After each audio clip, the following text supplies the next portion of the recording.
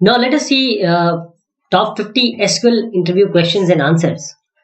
The first one is, what is DBMS? We'll take this database and database management past part also, and then we'll talk about the SQL also. So what is DBMS? Database Management System. A DBMS is a set of program or is a collection of program that controls, create, maintain, and usage of database. So this is a program that controls the creation, maintenance, and usage of the database. DBMS can be termed as a file manager that manages data in database rather than saving it in a file system. So it saves in certain database or a certain framework or arrangement, not just in a file system. What is RDBMS? Relational Database Management System. RDBMS stands for Relational Database Management System. RDBMS stores the data into collection of tables. See what I was talking about here. The DBMS can be termed as file manager that manages data in a database. So this database here in RDBMS is tables. Okay, and as I suggested, the DBMS also controls the creation, maintenance, and usage of database. So in this RDBMS also, RDBMS store the data in the form of collection of tables, which is related by common fields between the columns of the table. So it also provides relational operators to manipulate the data stored into the table. So relational calculus, it uses RDBMS uses the relational calculus, that is the mathematics behind RDBMS, to work on with the queries or the modifications or the actions on the database. For example, this SQL server is RDBMS. What is SQL now? SQL is a structured query language. You need to communicate with the database. How you are going to communicate with the database? For that, we have SQL. So this is a standard language, NC standard language, used to perform tasks such as retrieval, update, insertion, deletion of data from a database. As standard SQL commands, they are select from where all these commands are there. So SQL is DML also, DDL also.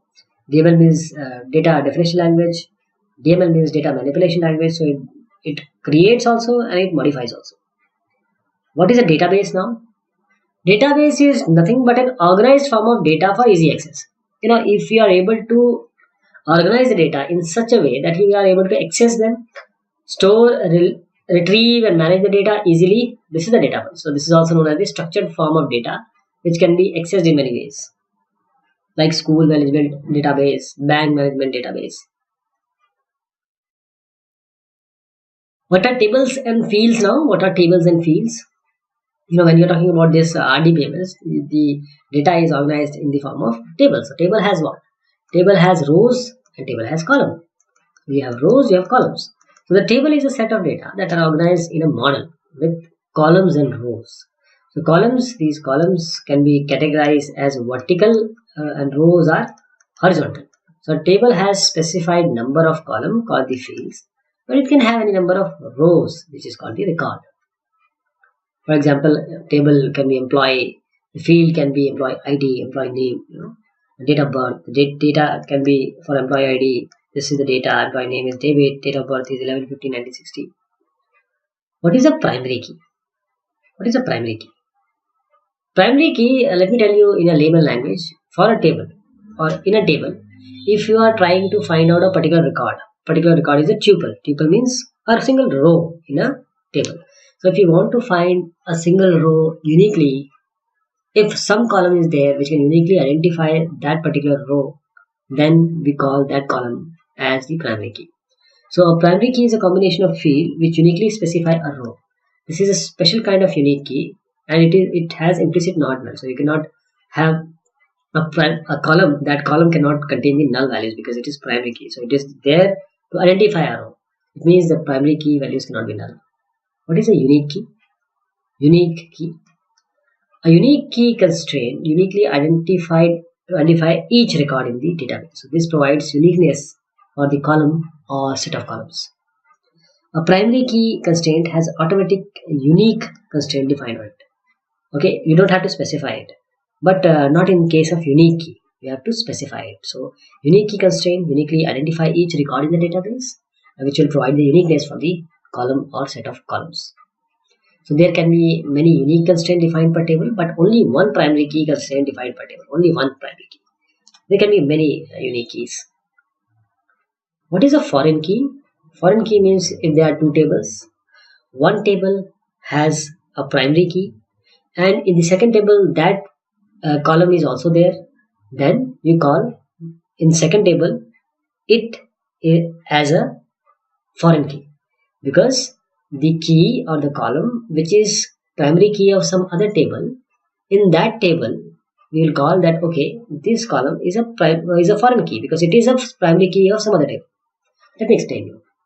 A foreign key is one table or a column which can be related to the primary key of another table.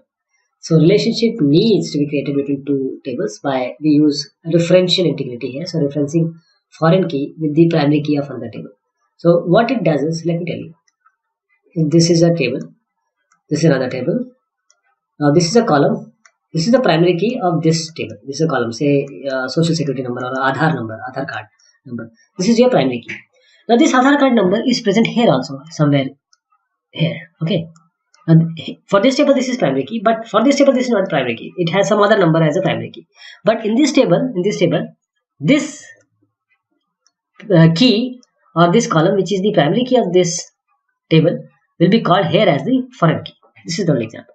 So what is the differential integrity? Why foreign key is needed? Foreign key is needed because you cannot delete any data from here because it is referenced to the primary key, because this is the primary key. If you delete it from here, because this is a primary key of this table, this is uniquely identifying, so you cannot delete it. So if you are trying to delete it by some mistake, you want to by any means you want to delete it, it will not be deleted because it is referentially integrated with this primary key. What is a join? When you combine two tables, that is join. So this is a this is a keyword used to query table from more tables, because it is seldom that you only query from one table. The query will come from various tables. The various table has to be combined, so that combination is called the join. So this is a keyword used to query data from more tables based on the relationship between the fields of the table. Field, I am talking about the columns, that are the attributes. So keys play a major role when joins are used. What are the types of join, and explain it? You have various join, outer join, inner join, and we'll see the other one. So there are various types of join which can be used to retrieve data, and it depends on the relationship between the table. First you have inner join. Inner join returns rows where there is at least one match of rows between the tables. Right join. Right join returns rows which are common between the tables and all rows of right hand side table. This is the right join. Simply it returns all the rows from the right hand side table even though there are no matches in the left hand side table. What about left join? Left join returns rows which are common between the tables and are all rows of left hand side table. That is why it is left join. Simply it returns all the rows from the left hand side table even though there are no matches in the right hand side table. What about full join? Full join returns row when there are matching rows in any one of the tables. So this means that it returns all the rows from the left hand side table and all the rows from the right hand side table. This is also termed as natural join or full join. So what is normalization? In layman terms, normalization is breaking of table or decomposition of the data into more number of tables to satisfy certain properties. Normalization is a process of minimizing the dependency by organizing fields and tables of a database. So the main aim of normalization is to add, delete, or modify a field that can be made in a single table. What is denormalization? Opposite of normalization. So denormalization is a technique used to access the data from higher to lower normal forms of database. So it is a process of combining tables to make more tables. So it is also a process of introducing the redundancy into a table by incorporating data from the related tables. There are different types of normalization. So how many types of normalizations are there? And this is the question. So normal forms can be divided into 5 forms, major 5 forms. And the first normal form, 1NF, 2NF, and so on and so forth. So we'll see all of these. First normal form. So this should remove all the duplicate columns from the table. That is the fields we were talking. All the duplicacy of the columns should not be there. So creation of table for the related data and identification of the unique column should be there. Second norm is redundancy There is no redundancy in one NF. Second normal form means meeting all requirement of the first normal form and placing the subsets of data in separate tables and creating a relationship between the tables using the primary keys. Okay, tables with the primary key relationship. 3NF means again it should be in 2NF, but removing the columns which are not dependent on primary key constraints. Just remove those tables, those columns. 3NF again meeting all the this is 4NF, sorry, meeting all the requirements of this 3NF, and it should not have a multi-value dependency. 4NF and 5NF, they are talking about the multi-value dependency. What is a view? What is a view? View means at the instance of a schema is a view.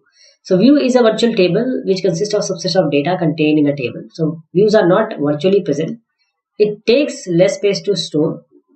View can have data of one or more tables combined, and it is depending on the relationship. So view is not there in actual storage, right? What is an index? You have a book, so you need an index to find out, go to a specific topic. So index is like that only. Index is a performance tuning method for allowing faster retrieval of records from the table.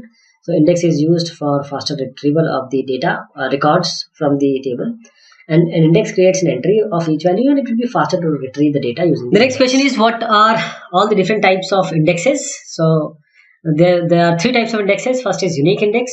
This indexing does not allow the field to have duplicate values if the column is unique indexed. The unique index can be applied automatically when the primary key is defined. Then comes the clustered index. So this type of index reorders the physical order of the table, and searching is based on the key values. So each table can have only one clustered index. Then non-clustered index. Non-clustered index does not alter the physical order of the table and maintains the logical order of the data. So each table can have this number of non-clustered indexes. What is a cursor? A database cursor is a control which enables traversal over the rows or columns in the table. If you want to traverse through the different rows, same way you traverse on a tree or in a sequential search, so you want to use some or the other thing, that is, if you want to loop around, you use for I equal to 0, I less than some value. So I is that variable, that is the cursor here. The database cursor is a control which enable traversal over the rows or column records in the table, rows and records only. So this can be used as a pointer to one row in a set of rows. So cursor is very much useful for traversing, such as retrieval, addition, and removal of database records. What is relationship and what are they? Relationship is defined as the connection between the tables in a database. So there are various database relationship, and these are one-to-one, one-to-many, many-to-one, self-referencing relationship. Next question is, what is query? Query, see, in layman language, these are the set of instructions. Query is set of instruction which satisfy certain condition. Okay, so a DB query or database query is a code written in order to get the information back from the database. Information you want to get the information, what you're going to say. You will write some instructions. So query can be designed in such a way that it matched with our expectation of the result set. Simply a question to the database is a query. What is a sub query? Query inside your query. So a subquery is query within another query. The outer query is called the main query, and the inner query is called the subquery. So subquery is always executed first, and the result of the subquery is passed on to the main query. What are the types of subquery? There are two types of subquery. They may be correlated or non-correlated. So a correlated subquery cannot be considered as independent query, but it can refer to a column in a table listed from the list of the main query. While the non-correlated subquery can be considered as independent query, this cannot be considered. Correlated cannot be considered. Non-correlated can be considered as independent query, and the output of this subquery are just substituted in the main query. What is a stored procedure? These are certain instructions, they are kept to run at a particular point. So stored procedure is a function consists of many SQL statements to access the database system. So several SQL statements are consolidated into a stored procedure, and they are executed them whenever or wherever required. What is a trigger? Trigger, just in the normal normal life, we say your teacher says day before or day after tomorrow you'll have an exam. So that is a trigger that you will start studying right now. You'll go to your house and just prepare yourself for the exam. This is a trigger. So a DB trigger, database trigger, is a code of programs that will execute automatically with response to some event on a table or a view in database. So mainly trigger helps to maintain the integrity of the database. Now, if an account does not is not allowed to go lower than say 1,000, say some dollar or rupees or something. So if you are trying to put or make the value or put the amount below or lower than 1,000, doing some transaction so that the amount goes lower than 1,000, then a trigger will be. So the example is when a new student is added to student database, new records should be created in the related tables like exam, scoring, attendance table. What is the difference between a delete and a truncate? Delete means removing all. Truncate means just removing some part. A delete command is used to remove rows from the table, where clause can be used for conditional set of parameters. Commit and rollback can be performed after delete statement. But truncate removes all rows from the table. Truncate operation cannot be rolled back. So let me change my sentences, because truncate as a word means that what I said, but here in database it is not like that. Truncate means remove all the rows. Here delete means remove rows from the table, right? What are local and global variables and their differences? Local variables are the variables which can be used or they exist inside the function. They're not known to the other function, and those variables cannot be referred to or used. Variables cannot be created whenever that function is called. Variables can be created whenever that function is called. Global variables are the variables which can be used or they exist throughout the program. Everybody can use it. Some global variable declared in global cannot be used in functions. There are this possibility also. So global variables cannot be created whenever the function is called. It is already there. So we have taken a few questions on database in SQL. We'll be taking one more session of this. Thank you so much. Take care.